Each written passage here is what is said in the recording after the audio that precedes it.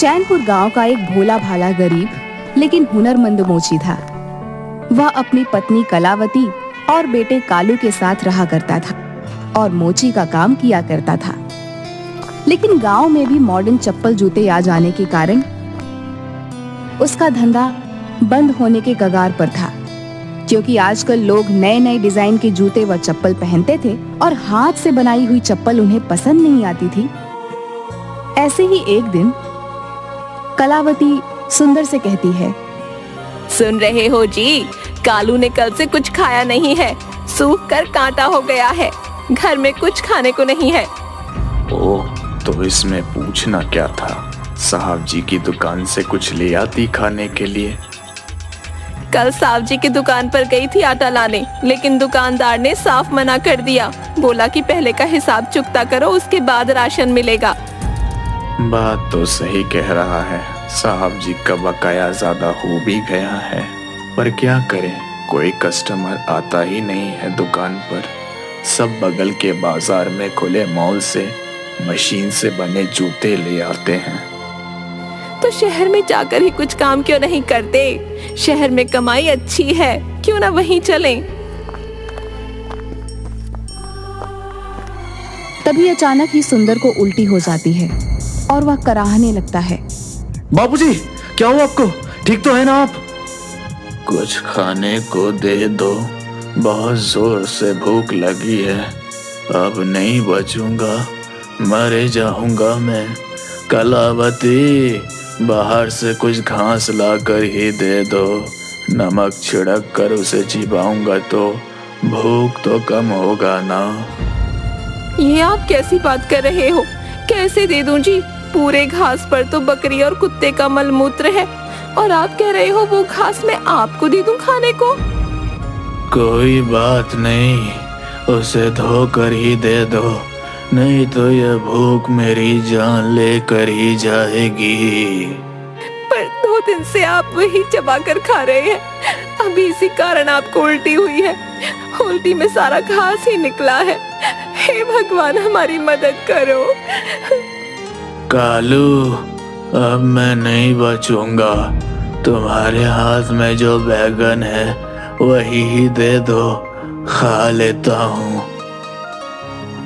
बापूजी, ये बैगन नहीं, जूते लाला ने बनवाए थे, लेकिन अब बोल रहा है कि उनके दामाद ने विलायक से रीबॉक के जूते भेजे, इसलिए वो जूते नहीं लेगा अब। कालू, मुझे कुछ नहीं दिख रहा है, मेरा पेट मरोड़ रहा है, अब मैं नहीं बचूंगा। कालू बेटे, शहर चले जाना, नहीं तो सब भूख से मेरी तरह मर जाओगे। इसके बाद सुंदर को एक खून की उल्टी होती है और वह वहीं पर दम तोड़ देता है। कलावती दहाड़ मारकर रोने लगती है, जमीन पर अपने हाथों को पटक पटक कर चूड़ियां तोड़ देती है। उसके कानों में अब भी बाबूजी के अंतिम शब्द सुनाई दे रहे थे। कालू बेटे, शहर चले जाना, नहीं तो सब भूख से मेरी तरह मर जाओगे। कालू पेड़ों की सूखी हुई पत्तियों और टहनियों को इकट्ठा कर किसी तरह सुंदर मोची का अंतिम संस्कार करता है और 13वें दिन 5 ब्राह्मण को खाना खिलाता है और अपनी माँ से कहता है, चलो माँ, अब हम शहर चल रहे हैं, वहीं रहेंगे। अगले दिन अपने घर, खेत, खलिहान को बेचकर वह शहर चला जाता है। यहाँ एक रूम किराए पर लेकर रहने लगता है। वहीं बगल के रूम में रहने वाला अय्यर नारियल पानी बेचता है और दूसरे रूम में चनाचूर बेचने वाला झबरू बंगाली रहता है। एक दिन, ओ दादा, अरे कहाँ से हो? जब से आए हो गुमशुदा बन चुपचाप बैठे रहते हो, कोई काम धंधा ढूंढे या नहीं? कहो तो मैं लगा दूं काम। भैया, मैं बिहार से हूँ, जहाँ भी जाते हैं यहाँ एक्सपीरियंस मांगता है। मेरे पास तो चमड़ी का चप्पल, जूता ऐसे बनाने का एक्सपीरियंस है, इस वजह से मुझे कोई काम नहीं दे रहा है और अब समझ नहीं आ रहा कि क्या करूँ, कैसे गुजारा होगा इस शहर में। हैं? मेरा नाम है अय्यर पानी वाला, जूता ही बनाओ तुम? सफेद हो या काला, ये मॉल सब में जल्दी लगेगा ताला, क्योंकि हो रहा है गड़बड़ छाला। कैसे करूं स्टार्टर भाया, कोई नहीं दे रहा लोन, बैंक हो या लाला। कोई नहीं भाया, लोन देगा तुम्हें अय्यर पानी वाला, एडवर्टाइजिंग करेगा झबरू चनाचूरा वाला। भाया मैं खूब मेहनत करूंगा और ईमानदारी से काम करूंगा, जल्दी ही तुम लोगों का पैसा लौटाने को कोशिश करूंगा। ओ दादा, ईमानदारी की बीमारी को बंद करो ताड़ातड़ी। जैसा पैसेंजर वैसे चलाओ गाड़ी, तभी चमकेगा बिजनेस तुम्हारी। झबरू बंगाली और अय्यर नारियल पानी वाले से लोन लेकर कालू मोची एक छोटा सा दुकान सुंदर शू स्टोर खोल देता है। उसके जूते सुंदर और टिकाऊ होते हैं। जल्द ही वह शहर के कस्टमर्स के टेस्ट और डिमांड को पहचान जाता है और उन्हें पसंद आए ऐसे जूते बनाने लगता है। अय्यर नारियल पानी वाला और झबरू चनाचूर वाला बिजनेस बढ़ाने में उसकी मदद करते हैं। आ जाए, अपने साइज के जूते ले जाए, सुंदर सैडोल और सस्ता, झटपट नाप दे जो रास्ता। भाई मेरे साइज के जूते यहाँ मिलेंगे क्या? मुझे भी जूते बनवाने हैं। मोटे पतले हो या पहलवान, या हो कहीं के वो सुल्तान, सबके लिए यहाँ जूता है श्रीमान। जाओ जाओ अंदर जाओ, सब है हमारे पास। आइए पहलवान जी, आप लोगों की मजबूती को ध्यान में रखकर मैंने इस जूते में गेंडे का चमड़ा यूज किया है। ये देखिए, बिल्कुल आपके लिए ही बना है ये जूता। अच्छा, जूता नहीं फटेगा इसका कोई गारंटी मिलेगा क्या? मेरे जूते हर 5 महीने में फट जाते हैं। मैं इस बात से बहुत परेशान हूँ। कितना ही महंगा जूता ले लूं, कोई भी नहीं टिकता है। तुम्हारे जूते की क्या गारंटी है? कुछ महंगा पड़ेगा, लेकिन 1 साल की गारंटी मिलेगी। इस बीच अगर जूता फट गया तो दूसरा मिलेगा। कोई बात नहीं, मुझे बस जूते अच्छे चाहिए, पैसे की कोई दिक्कत नहीं है। बताओ कितने लगेंगे? जी 22,000 के एक, लेकिन आप नेशनल लेवल के पहलवान हैं, इसलिए 15,000 दे दीजिए। ठीक है जी, जूते पैक कर दो। बस अभी पैक कर देते हैं जी, अगली बार जरूर आइएगा।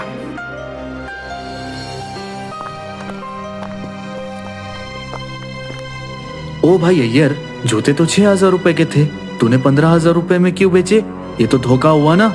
और मैं इसे धोखा देकर काम नहीं करूंगा, क्योंकि मैंने दुकान अपने बापू के नाम पर ली है और मैं उनका नाम खराब नहीं करूंगा। देख भाया, हम कोई धोखा नहीं दे रहे। सुनो, वो ठहरा पहलवान, जूते फट गए तो दूसरा जूता मुंह फट में ले जाएगा, इसलिए तो 2 जूते से ज्यादा दाम मैंने पहले ही ले लिए। अब अगर आया तो 1 जूता दे देना, बस तुम्हारे 2-2 जूते भी एक साथ निकल गए।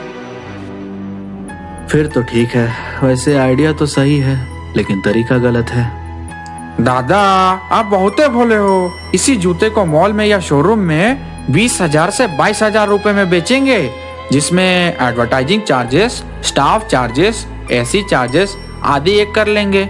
आप दादा बढ़िया और मजबूत टिकाऊ सामान दे रहे हो, इतना पैसा तो लेना ही चाहिए।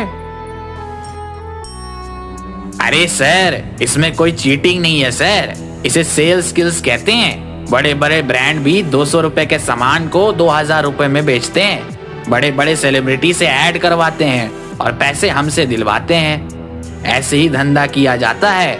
अभी तुम इस शहर में नए हो, धीरे धीरे सब सीख जाओगे। भाई तुम लोगों का बात तो हमारे पल्ले नहीं पड़ रही है, लेकिन अपना बुद्धि लगाकर तो बाप खो चुका हूँ। अब देखते हैं तुम लोगों का तरीका से क्या होवत है। आओ भैया आओ, दीदी बाबू आओ, अपने बच्चे के लिए सुंदर जूता ले जाओ। आपको लगेगा कम दाम, बच्चे को मिलेगा आराम। मैडम खड़ी है दूर, बच्चे के लिए फ्री है चनाचूर।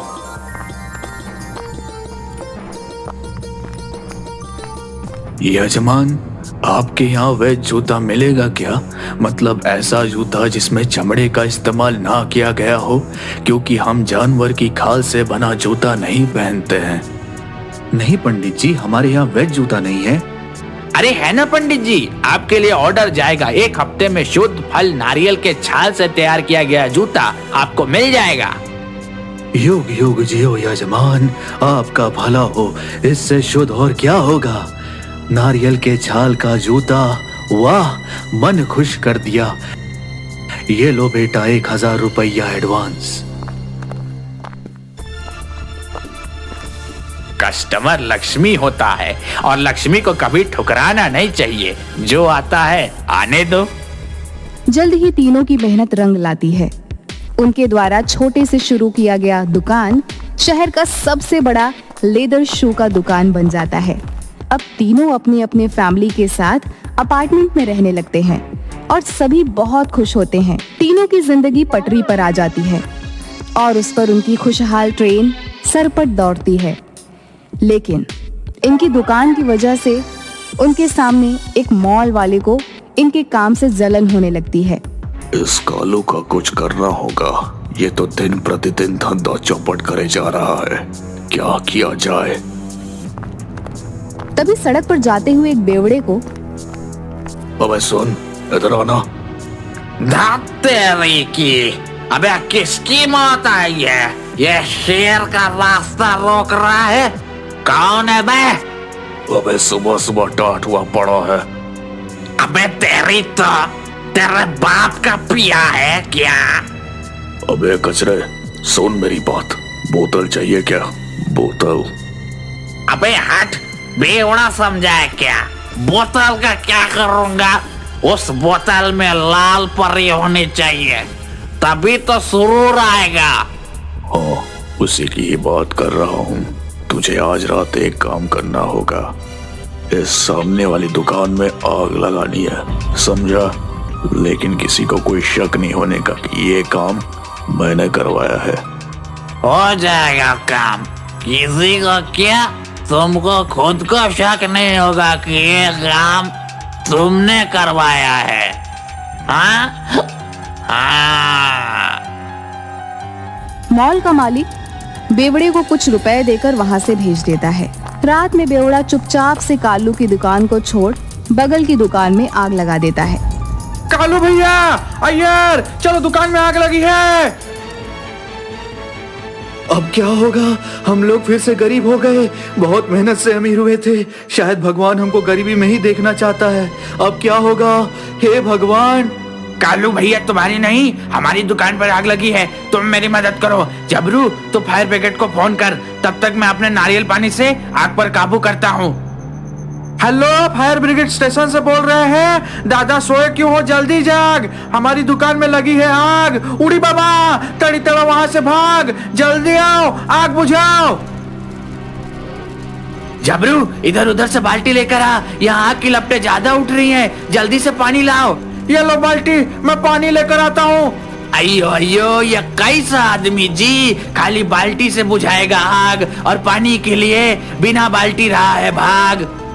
यजमान, पंडित जी गंगा जल बचा कर रखिए, कल पूजा में काम आएगा। आज गिरे हैं, कल उठकर फिर दौड़ेंगे। बस ऐसे ही तुम्हारी दोस्ती चाहिए। अब हम सब ठीक कर देंगे। हटो हटो, फायर ब्रिगेड आ गया है।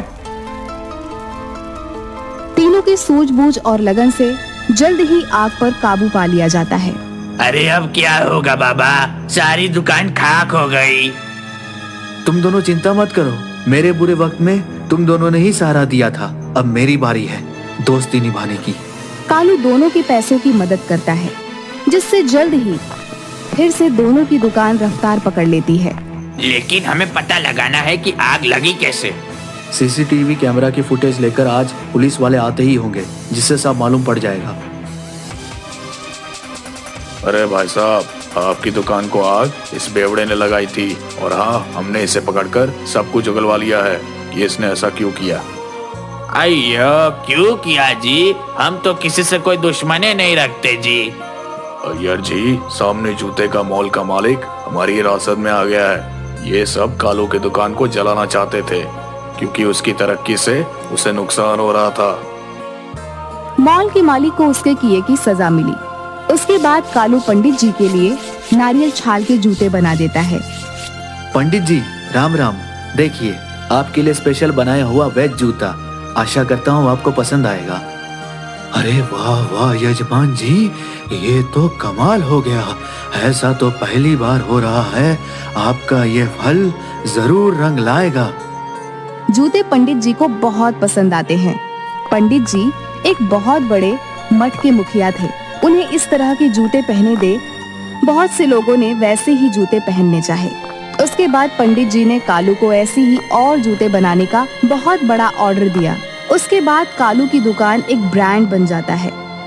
अयो कमाल हो गया जी, आखिरकार कालू की मेहनत रंग लाई। अरे भाइयों, ये मेरे अकेले की नहीं, हम सब की मेहनत का नतीजा है। आप सबका बहुत बहुत धन्यवाद।